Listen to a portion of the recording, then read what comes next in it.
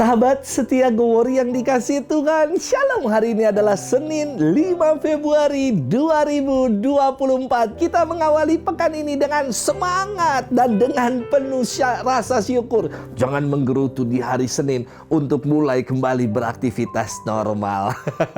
Hari ini bersama dengan seluruh gereja kita memperingati peringatan wajib Santa Agatha, perawan dan martir. Agatha lahir dari keluarga bangsawan di Palermo, Sisilia pada tahun 231.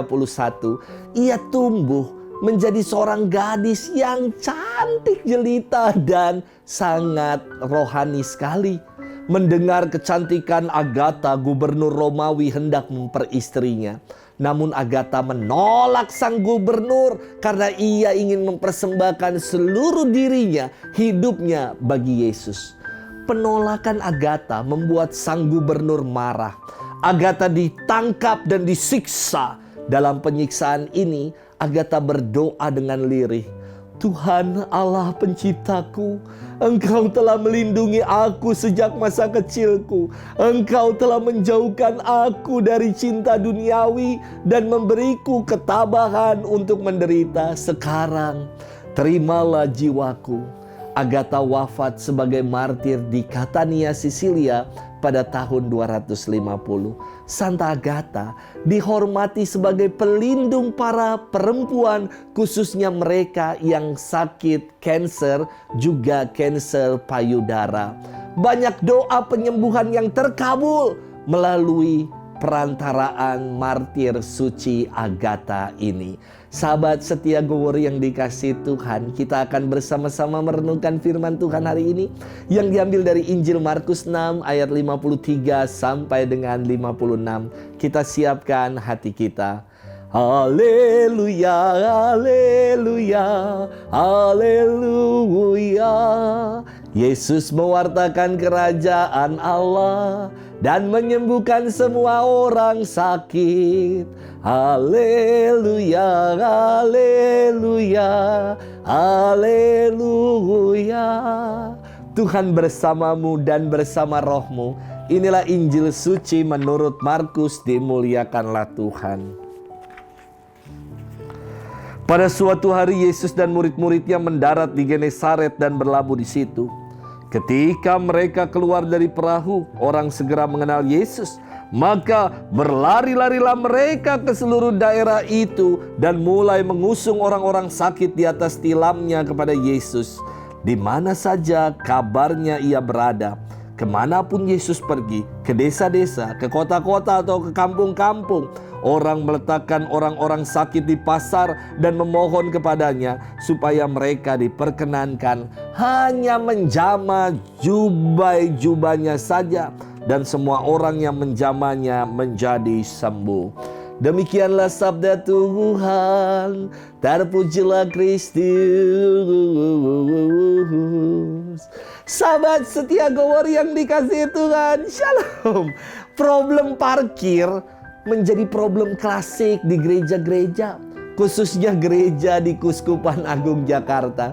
Karena memang lahan parkir gereja tidak memadai untuk menampung jumlah kendaraan umat.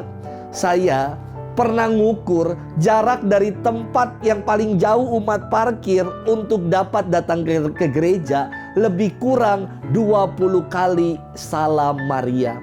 Kalau speednya lebih cepat lagi, Salam Maria penuh rahmat Tuhan sertamu, saya kira satu putaran rosario selesai sampai ke gereja. Artinya cukup umat lumayan berjalan dari parkiran sampai ke gereja. Ini yang membuat saya salut dan bangga dengan antusias umat dalam merayakan Ekaristi, sebab gereja selalu dipenuhi dengan umat. Sahabat setia Go-Worry yang dikasihi Tuhan, firman Tuhan hari ini berkisah tentang banyak orang yang dengan antusias datang kepada Yesus. Mereka berbondong-bondong datang untuk mengalami kesembuhan, untuk mengalami pemulihan, dan untuk mengalami kasih Tuhan. Dikisahkan bahwa mereka berlari-lari, bergegas untuk menjumpai Tuhan. Mereka berbondong-bondong mengusung banyak orang yang sakit untuk memohon kesembuhan dan untuk menjamah jubah Yesus. ungkapan antusiasme dari orang banyak ini adalah ungkapan iman pada Yesus yang penuh kuasa. Kata antusiasme dari kata Yunani en dan theos yang berarti digerakkan oleh Allah. Antusias berarti kegembiraan yang diinspirasi dan disemangati oleh daya ilahi. Coba, lawan kata antusias apa?